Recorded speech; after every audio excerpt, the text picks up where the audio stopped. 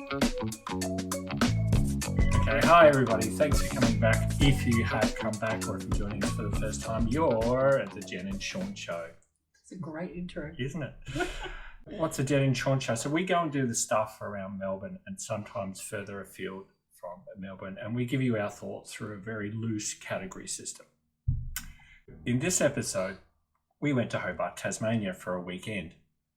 And suffice to say, it was a good weekend. It was a good weekend. But, you know, there are some things that could have been done better and some things that, you know, we thought we'd let you know how we went. One of the other things that we sort of pivoted and went into as well, which was a bit unexpected, but I suppose a lot of people do it, Mona. And again, as soon as you say the word Mona, I have Craig McLaughlin in my head. Well, but yes. I can't comment on, you know, your neighbourino days, but Mona is the Museum of New and Modern Art. No, old and new art. That's where Mona it's comes supposed to be from. MoMA, Yeah. wouldn't it? Yeah. M-O-N-A, Mona. Museum of Old and New Art. Yeah. I read that in the gift shop. So in terms of, I don't know where to put in a category, Mona. I'm going to say it's possibly another sort of pivot moment that you can do there. But it's, if you've done museums, and most of us have as kids or you're visiting, and museums are usually really dry. It's really, nothing like that. Really sort of dull-ish. It's like an art gallery cross. I don't even know. I think it's more of an art, not even a gallery, like it's arty. Yes. It's arty. And right. There's a few historic things in there, but generally it's art. Very new stuff. Yeah. Yeah. Quirky. It's probably a museum that doesn't take itself too seriously. Oh, not at all. You know, its owner is some rich internet gambler guy. Oh, is he? Yeah, that's how he made his millions, I believe. And he decided to set up shop down there and has built this amazing evil lair inside of a partial island. Because it's mostly underground, isn't it? Yeah, and filled it with, you know, some quirkiness. really weird sculptures, paintings, interactive stuff. Yeah, so again, we'll show some videos so you can sort of get a bit of a glimpse of it. But definitely well worth it. Like we did that on our last day, spent a few hours down there, and that was nice. Again, only 20 minutes out of Hobart. Everything is 20 minutes. Yeah. So you got there really easy. But I really liked it. I think your mum was expecting, I don't know, some sort of a shocked reaction. Everybody kind of goes, "Oh, what did you think of Mona?" But I quite enjoyed it. I thought it was good. There was a lot of different things in there. A lot of really stuff that made you think, and then other things that just didn't take itself too seriously. Like that, the Madonna room.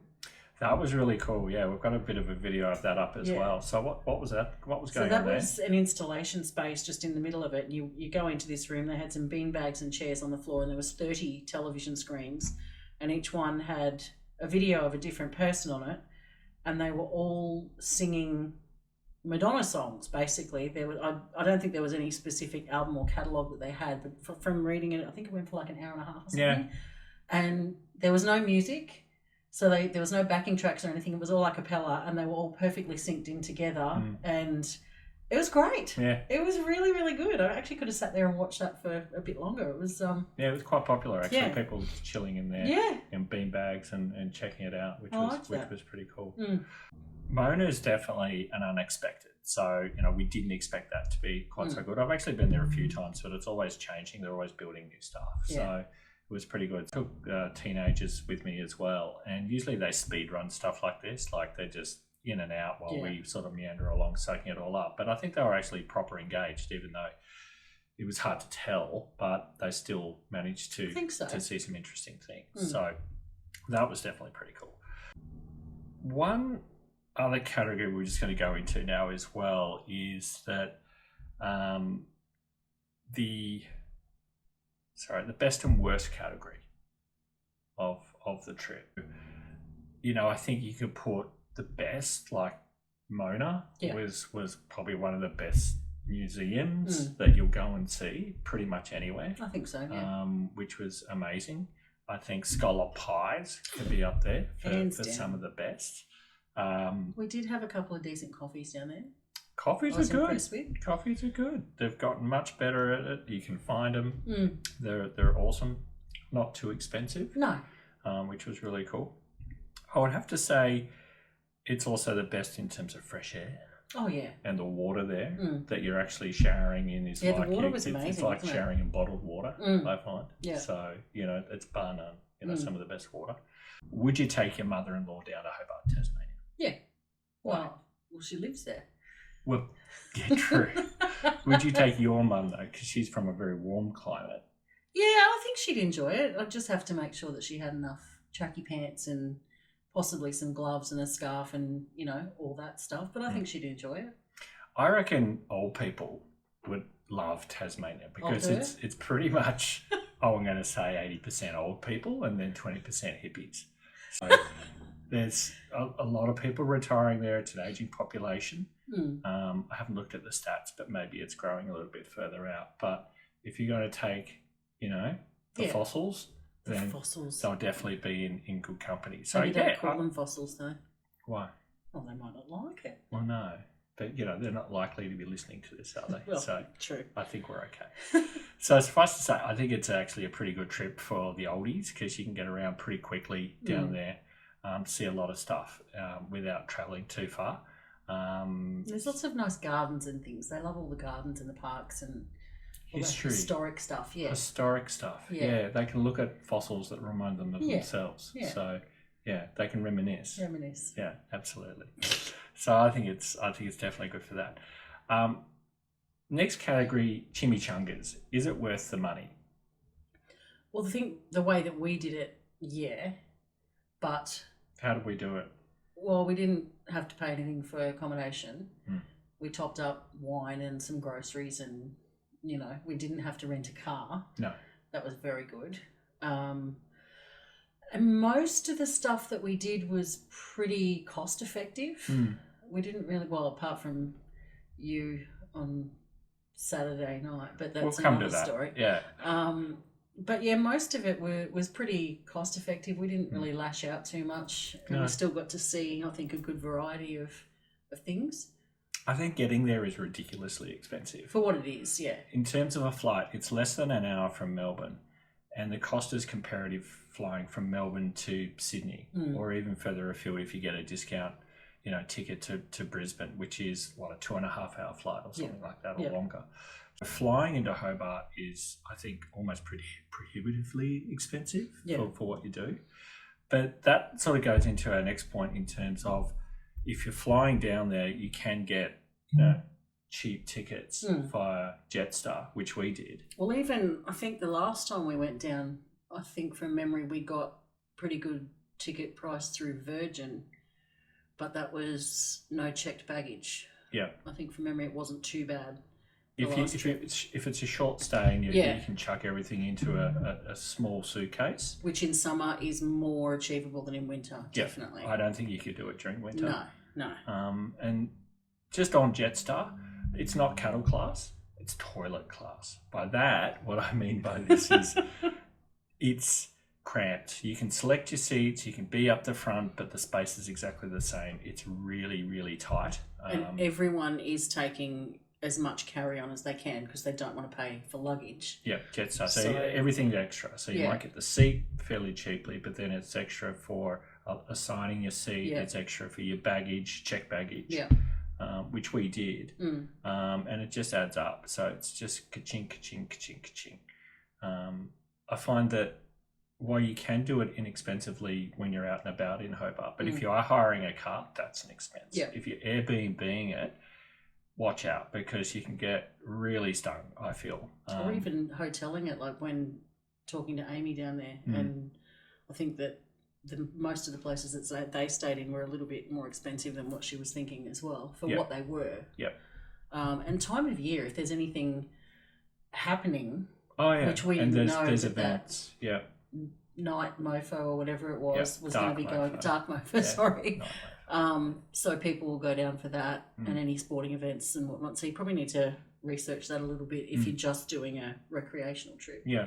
No, spot on. You can do it inexpensively, kind of, but if you're ticking off these other things, don't expect it to be like super cheap at all. Look, at the end of the day, I'll say it's an interesting place, but there was some surprises. We didn't really have a big plan. We only had a short period of time, but one of the days we decided to sort of pivot, which is a category. We pivoted and went to historic Richmond. Yes. And historic Richmond is, I don't know, about 20 minutes out of Hobart, not very far away. Everything's 20 minutes out of Hobart. Yeah. And it was unexpectedly pretty cool because you could wander the streets. There was plenty of people there, long weekend, so I guess everybody was going to Richmond. Yeah. But it had, really good food, really interesting shops. Yes, antiques. Yes, op shops and that sort of thing. Quirky stuff in there, though. Yeah. But we ended up going to the Richmond jail. Which was really interesting. Yeah. So if you followed some of our other podcasts, we've gone to another jail up in Melbourne. I guess we're just, criminals at heart. And we just like to see that. And Port Arthur. Yeah. Yeah. So there's a theme running there. But you might see some photos that we'll put up about Richmond jail wandering through there. It's definitely worth a visit. It's $12 to get in. So it was next to nothing. But we wandered through there and it was quite interesting. Then we stayed for some lunch. At a really cool bakery that was in there. I forget the name, but we'll put was it in it the just notes a Richmond bakery? Probably. I think. Yeah. But it was a way that I could force my fossils out of the house and take them with us. It wasn't too far. Everyone could enjoy it. So that was a really nice pivot, I felt. Yeah. One sort of picky nit I had, and this is just a bit of another category I'm going to sort of dive into now. Hobart or Tasmania was known as the Apple Isle. Yeah. How many apples did you see? None. Not an apple in sight. Historically, I know it's because of the shape Hobart. of it. No, it's not actually. Isn't it? Back in the day. I thought it was. No, it's the shape of a woman's bits. Anyway, back in the day, the apples was the biggest export from Tasmania. They had apple farms everywhere, and that was a massive export for them. Okay, well, no, I didn't see any apples. No. There's an industry gone, but it's still known as the Apple Isle. They should call it the curried scallop pie aisle. Well, that's a really good segue. That's a key souvenir category that I would say, what is one thing that you would take or keep? And you had a few, but if you could only have one, would it be a scallop pie? Oh, look, theoretically, yes, but I don't think it'd travel that well unless you could get them and freeze them to take them home. So possibly not there, but I would say yes to cheese. Yeah, that's a good call. The cheese down there is really good. The varieties are really cool. So good. Yeah, we're purveyors of cheese and fine wine under the $15 mark. So we've had a couple over $15. When they're on sale. No, I've bought a couple over 15 just to splurge out. But yeah, other times when they're reduced. Okay, true. Yeah. So you take cheese? Yes. Mine would probably be a scallop pie. Yeah. It is exactly what it says on the box. It's a pie. It's got scallops in it, but it's curry through it as well. So and good. Every time we've gone down, we've had one or two scallop pies. We always seek them out at different places and get a bit of a feel of how they are. And largely they're amazing. I'd never heard of curried scallop pies until we went to Tassie. Didn't know what they were, and that first one was mind-blowing. And where was that? That was on the boat tour component of the Port Arthur tour. That's right, as it went around the Isle of the Dead. Yeah, that one. Yeah. And they had them in the little kitchen area on board. They were phenomenal. So Isle of the Dead, Port Arthur, lots of convicts buried there, Boat goes around it, you have a look, tell the creepy story. And you eat a pie, scoff of pies going around. Yeah, highly recommend that one. But scallop pies are everywhere, in every bakery. Definitely seek some of those out and get stuck into it. It's absolutely delicious. So that'd be the one thing that I would actually take. Possibly, I don't know, it just feels very slow and laid back. That's not necessarily a worse thing though, probably more of a perspective. Fair call. If you're going there expecting a fast pace, massive nightlife, this sort of stuff, it's not necessarily that. It does have a nightlife. I can attest to that. But it's not sort of like pumping all the time. Like I think it forces you to go at a slower pace all round. Possibly, and this again is not necessarily a worse thing, but it's coming from the realm that we're used to. So here, if you need to get something from the shops at say, I don't know, 8:30, 9 o'clock at night, they're open. Yep. Not so much in Hobart. No, everything shuts down pretty much at like 7-ish, 7 o'clock. 6, 7, they're the late If ones. you don't have your stuff together, then you're missing out. Yeah. I would say the worst thing about it is probably not about the place itself, but more about getting there.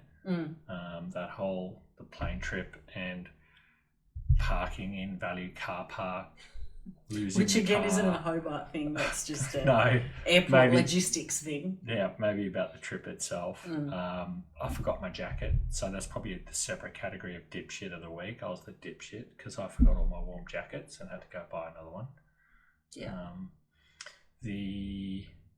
Look, you know, I actually don't have anything that's the worst in Hobart. Nothing that really was earth-shattering. No. I think the people there, again, they may be old, but they're nice. And there were some young people there that were friendly too. Really? Where?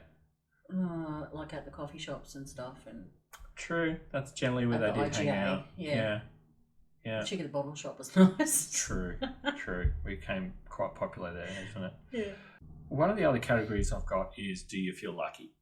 I like this category because it's like, do you think you'll get lucky with the missus or with the mister? Do you feel it's a romantic spot to rekindle that sort of, that magic? I think it can be. Yeah, can be. Probably not when you're staying in your parents' house. And when someone stays out till 1:30 in the morning. Fine, and it was 1:30. So let's go into that. So this was a little bit different. Again, part of the pivot category, maybe. Part of the pivot. My 18-year-old has discovered nightclubs and clubs and wanted to go out, and I said, "Sure, yeah, if you want to go out, that sounds like a great idea. But I'm coming with you." So after getting a bit of a side eye, it was like decided we were going to go out. So they'd found an emo night in the middle of Hobart. I don't even know how you find that. Honestly, I didn't think that was a thing in Hobart, but there you go. Don't know either. Yeah. So we arrived there, went to a pub beforehand, which was nice. New Sydney Hotel, check it out. Open fire, great beers, good atmosphere, which was probably where I was going to be happy if I stayed there. But no, onward we went from there to the emo night. But surprise, surprise, had great music from my era. It had pretty cruisy people. It wasn't all like goths and vampire bats or anything like that. It was, people in there chilling out. They had an original PlayStation there, so I plonked myself down in front of that for a while until I was bustled off, told to go sit at the bar for a bit because I was cramping someone's style because I was getting a bit too happy. A few espresso martinis later, and I was loving life. Then I got the call from my dad, my 80-year-old father, wondering where we were. So this kicked off a bit of a scurry to an Uber to get us back to our abode to calm down the old folks. And Ubers are there; they're quite helpful and available. So that's another good thing for Hobart. But I will say the nightlife there was kicking on. But if you turn a corner, it'll be completely empty and dark. So I think if you pick a good spot, you can absolutely have a good time. Settle in for the night. Totally. One of the other questions or categories we're going to do is, look, would we do it again? Well, we have to. If we didn't have to. Yeah, probably. Yeah, I think so. Yeah. I think so. It's a good, you switch off. Like you relax a bit.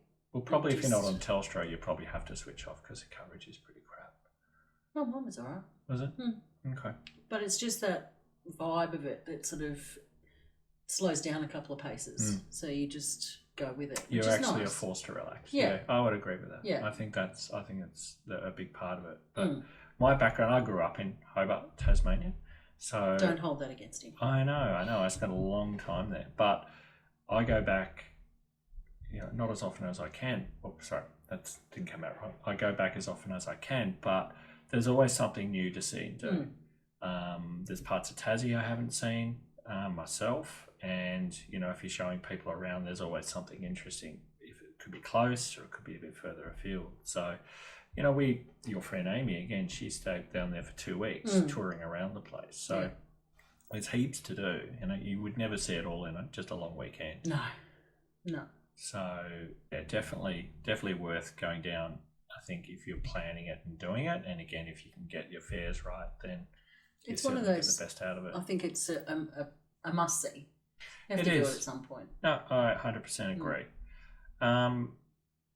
Okay, one of the last categories we'll look at is, well, it's kind of already done the best ofs, really, haven't we? So we talked about, scallop pies. We talked about, the flight being the worst, but I think it's also one of the best places in terms of scenery. Oh yeah, it's beautiful. It's just drop dead gorgeous. Yeah, everywhere you go, mountains and weather changing constantly. Yeah, it's always going out. It's picture perfect all the time. Vineyards everywhere. Definitely, we didn't take advantage of that. No, you could do a pretty kick-ass wine tour, even just between Hobart and Richmond. There was about half a dozen. Yeah. It's like, that's just giving me thoughts about next time. Yeah, absolutely. I'd say the fresh air, fresh food. Yep. We actually hit up a fish and chip shop down at Constitution Dock, which is down where the Sydney and Hobart boats come in at the end of the year. And I mean, seriously, if you're not getting fresh seafood down there, then you're doing something wrong. Yeah, but that was amazing though. It was, more than you could finish, more you can eat. Super fresh. Super fresh. Yeah. It was just delicious. So I think, in terms of best ofs, that's certainly getting it right up there as well. Yep, definitely. Look, it's been a really interesting trip. We got some interesting footage as well, particularly inside Mona. But yeah, look, overall, I feel like it was a really good trip. Yeah, and certainly if you're from Melbourne, or if you're from anywhere else in Australia or visiting, then it's probably a must do. Yeah, I think so. Just have those key areas that you want to go to and key things to see. And I mean, we still haven't really ventured out of Hobart, so that could be on one of the future trips. Except for that. Yeah. But everyone talks about Cradle Mountains. I feel like we should probably go up there. West Coast, Launceston, East Coast. Yeah. There's actually things to do. Yeah. Awesome. All right. Well, thanks again for tuning in. We'll give you another slice of what Jen and Sean think of our next adventure. And if you would like and subscribe, that would be terrific. And we'll talk to you later. Bye. See ya.